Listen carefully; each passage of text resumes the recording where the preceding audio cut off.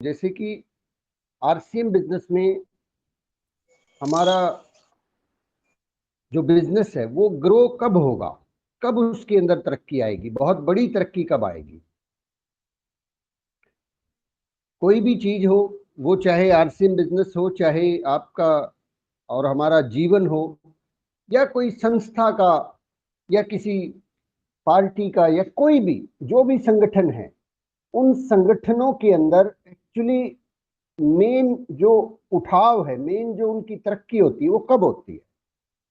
वो जब होती है जब उसमें कोई राइट पर्सन एंटर करता है, सही व्यक्ति उस सिस्टम में आके जुड़ता है। उससे पहले हम प्रयास करते हैं, ऐसा नहीं है कि प्रयास नहीं करते, बाकी लोग प्रयास नहीं करते, सब लोग प्रयास करते हैं। लेकिन ये एक फैक्ट है कि सही आदमी जब बिजनेस में एंटर करेगा आपके, तब आपका बिजनेस कई गुना ग्रो करेगा, बहुत तेजी से ग्रो करेगा। तो पहली चीज तो उस सही आदमी का कैसे चुनाव हो, सही आदमी मिलेगा कैसे, बिल्कुल राइट पर्सन। पंडित जी ने अपनी टेप में बताया कि आपका बिजनेस, हमारा बिजनेस तब ग्रो करेगा जब उसमें राइट पर्सन एंटर करेगा, राइट पर्सन। एग्जाम्पल के तौर पे आरसीएम बिजनेस को ही शुरू से अगर हम लेते हैं, जब ये शुरू हुआ था तो बहुत से लोग ज्वाइन हुए थे। भीलवाड़ा से चल के ये बिजनेस जींद शहर तक पहुंचा था। जींद में बहुत से लोग ज्वाइन हुए, लेकिन इसके अंदर जो असली उठान है, तरक्की है, कहते हैं कि जब सुरेंद्र वत्स जी इस बिजनेस में आए तो तब बहुत फर्क पड़ा। तब उनसे ऊपर उनकी अपलाइन में बहुत से ऐसे लोग हैं जिन्होंने इस बिजनेस को शुरू किया, थोड़े दिन किया, उन्होंने कुछ लोग ज्वाइन कराए, शायद उनसे भी ज्यादा करवाए, लेकिन जब वो आए तो बहुत बड़ा फर्क पड़ा। और उसके बाद वत्स साहब भी लगे हुए थे, तो काफी टाइम बाद फिर पंडित जी जब इस बिजनेस में आए तो इस बिजनेस के अंदर बहुत बहुत तेजी आई, बहुत बहुत बड़ा फर्क पड़ा। तो जो भी बड़े लेवल के मिशन होते हैं, उन मिशंस में आपका भी एक बड़ा मिशन है, हम सबका एक मिशन है, रूबी स्टार। इस इसके अंदर जो गति आएगी, जो गति आएगी, अभी हम सामान्य रफ्तार से चल रहे हैं, इसके अंदर जो बहुत तेज गति आएगी वो तब आएगी जब इसके अंदर राइट पर्सन एंटर करेगा, सही वो व्यक्ति जो मतलब हर चीज को फॉलो करेगा, वो सिस्टम से एक इंच इधर न एक इंच उधर। उसको ये कहने की ही जरूरत नहीं पड़ेगी कि तुम ये मीटिंग में आओ, उसको बस पता लगना चाहिए, वो ऑटोमेटिकली अपने आप ढूंढ लेता है। मतलब वो ऐसे लोग होते हैं जो अपनी अपलाइन को भी मजबूर कर देते हैं काम करने के लिए। एक छोटा सा एग्जाम्पल सुरेंद्र वत्स जी ने एक बार दिया था, मुझे ध्यान है कि पंडित जी जब इस बिजनेस में एंटर किया जब उन्होंने, तो ये जो 6 बेसिक्स 8 कोर स्टेप्स और ये कार्डिनल रूल्स ये नहीं होते थे उस टाइम, आरसीएम बिजनेस के अंदर नहीं जानते थे इन चीजों को।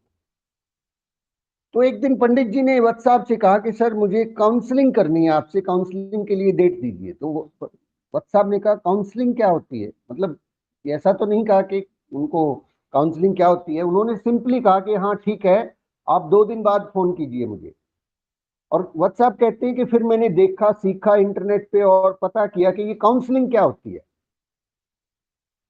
तो पंडित जी ने, क्योंकि वो नेटवर्क 21 से ऑलरेडी ट्रेंड थे, आरसीएम से पहले वो नेटवर्क 21 के अंदर, सॉरी एमवे बिजनेस के अंदर नेटवर्क 21 एक बहुत बड़ी एजुकेशन की वो होती थी, उनका एक सिस्टम है एजुकेशन का जो पूरे ऑल ओवर वर्ल्ड काम करता है। वो वहां से ट्रेनिंग ले चुके थे। तो व्हाट्सएप ने उसको ढूंढा, सीखा कि ये काउंसलिंग क्या होती है, कैसे होती है, और फिर उनको 2 दिन बाद बुलाया और उनके साथ बैठ के काउंसलिंग की। मतलब वो सही व्यक्ति थे जिसकी तलाश थी।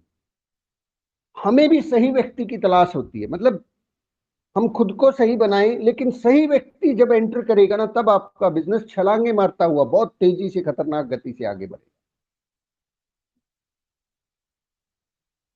मेरे से पहले मेरी जो ग्रेट अपलाइन है, आदरणीय शर्मन सैनी जी हैं, शायद कई हजार लोगों का डिफरेंस है उनके और मेरे बीच में। जहां से शर्मन जी हैं और उनके डाउनलाइन में शर्मन जी, आई थिंक जहां तक मुझे ध्यान है 2001 2 2 या 3 से बिजनेस कर रहे हैं। मैंने 2013 में एंट्री ली। 2013 में जब मैंने एंट्री ली तो आजकल मुझे लगता है कि या मेरी अपलाइन में या तो शरवण जी है या मैं हूं, हम दो ही है। मतलब हमारे बीच में शायद 10,000 लोग होंगे, 20,000 भी हो सकते हैं, आई डोंट नो कितने। लेकिन जैसे ही राइट पर्सन एंटर हुआ तो उन्होंने उस काम को संभाला। तो सबसे पहली चीज तो हमें ये पॉइंट नोट करने लायक है कि हमारे बिजनेस में एक्चुअल ग्रोथ कब आएगी, जब आपके बिजनेस में राइट पर्सन एंटर होगा। और उस राइट पर्सन को ढूंढने के लिए दो प्लान दिखाना जरूरी है। देखिए, अगर ये प्लान्स नहीं दिखाए गए होते, मेरे और मेरी ग्रेट अपलाइन के बीच में हजारों प्लान नहीं दिखाए गए होते, तो शायद मेरे तक पहुंचना संभव था। वो तो नहीं पहुंचते, हो सकता कोई और पहुंच जाता। तो इसलिए हमें ये बहुत जरूरी ध्यान रखना है, दो प्लान रोजाना दिखाते रहे। तो ये इसको बात को बिल्कुल पक्का कर ले, पुख्ता कर ले कि राइट पर्सन तक पहुंचने के लिए दो प्लान दिखाना जरूरी है। जब वो आएगा तो सर फिर क्या करना है, उसके बाद की बात। इसको ठीक ऐसे भी समझ सकते हैं हम, बिल्कुल एक और एग्जाम्पल से हम इसको समझ सकते हैं कि हमें डेली वर्किंग क्यों करनी चाहिए। जैसे कि सोना जो निकाला जाता है ना, सोना सोना एक औंस एक तोला सोना निकालने के लिए कई टनों मिट्टी हटानी पड़ती है। बहुत सारे पूरे के पूरे पहाड़ जो है उनको साफ करना पड़ता है, और उसको झरना लगा के, मशीनें लगा के मिट्टी को धोया जाता है, बार बार धोया जाता है, और फिर जाके उसमें से कुछ कण सोने के निकलते हैं। खदान में सोने के बिस्किट नहीं पाए जाते कि सीधा आपने खोदना शुरू किया और एक बिस्किट मिल गया जी सोने का, आधा किलो सोना मिल गया। नहीं, ऐसा नहीं होता। वो छोटे छोटे कण होते, ढूंढना पड़ता है, टनों मिट्टी हटानी पड़ती है। आरसीएम बिजनेस में ठीक इसी प्रकार है। यहां पे भी आपको वो डायमंड ढूंढना है, वो डायमंड है, लेकिन उसके लिए टनों मिट्टी छाननी पड़ेगी, खाक छाननी पड़ेगी, वहां पे बहुत से लोगों के बीच से होके गुजरना पड़ेगा। प्रॉब्लम और चैलेंज कहां आ जाता है, जैसे कि एक बुक है, सोचिए और अमीर बनिए, think and grow rich, Napoleon Hill उसके राइटर हैं। उसका एक ऑडियो टेप भी है 3.5 घंटे का, आपको यूट्यूब पे मिल जाएगा, थिंक एंड ग्रो रिच। वो जो बुक है और वो जो राइटर हैं, वो उनको कहा जाता है कि वो इस जो पॉजिटिविटी थिंकिंग के ऊपर आज तक जितनी हजारों हजार किताबें आज तक जितनी भी लिखी गई हैं, वो सब के सब जो है उनको अपना गुरु मानते हैं, नेपोलियन हिल। वो व्यक्ति हैं जो थॉमस एल्वा एडिसन और हेनरी फोर्ड और जिग जिगलर और उनसे पहले जितने भी बड़े बड़े इंडस्ट्रियलिस्ट थे उस दौर के, वो व्यक्ति है नेपोलियन हिल। तो उनकी वो बुक है, सोचिए और अमीर बनिए। कभी मौका मिले और आपका मूड हो पढ़ने का तो उसको जरूर पढ़िएगा। और उस वो ऑडियो टेप है 3.5 घंटे की, वो मैंने लगभग 20 एक बार सुन चुका हूँ उसको। बहुत गहरे राज हैं उसके अंदर। तो नेपोलियन हिल जो है, एक स्टोरी उसमें बताते हैं कि एक बार एक व्यक्ति ने नहीं, स्टोरी नहीं, वो हकीकत है, वो रियल स्टोरी है। अमेरिका के एक बिजनेसमैन ने जो है एक सोने की खदान खरीदी, और उस खदान के अंदर उसने खुदाई चालू कर दी। शुरुआती दौर में उन्हें बहुत अच्छा सोना मिला वहां से, बहुत अच्छा, और उनकी उम्मीदें बढ़ गई। तो उन्होंने और तेजी से खुदाई करने के लिए अपना सब कुछ, घर बार सब कुछ गिरवी रख के, बेच बाच के और मशीनें खरीद ली, और बहुत सारी मजदूर वहां पे लगाए गए। लगातार तेजी से काम चल रहा था, सोना धड़ाधड़ निकल रहा था, और उन्हें लग रहा था कि अब वो अमेरिका के सबसे बड़े कोलोराडो की जो खदानें हैं, उन सबसे बड़ी खदान उनके हाथ में लग गई है। लेकिन अचानक से क्या हुआ, खुदाई करते करते वो सोने की झलक गायब हो गई। वो और खुदाई करते रहे, मशीनें और नीचे जाती रही, चलते रहे वो, लेकिन चलते चलते चलते चलते सोने की झलक गायब हो चुकी थी। वो और खोदते रहे, खोदते रहे, खोदते रहे, और अंततः उन्होंने उस काम को बंद कर दिया। और उसको बंद करके बेच बाच के वो सारा का सारा जो मशीनें थी सब कुछ एक कबाड़ी को बेच दिया। कबाड़ी को कौड़ियों के भाव वो बेचकर वापस वो आए और वहां आके उन्होंने अपना अलग बिजनेस इंश्योरेंस सेक्टर के अंदर काम करना शुरू किया। अब कबाड़ी जो है उसने एक समझदारी का काम किया।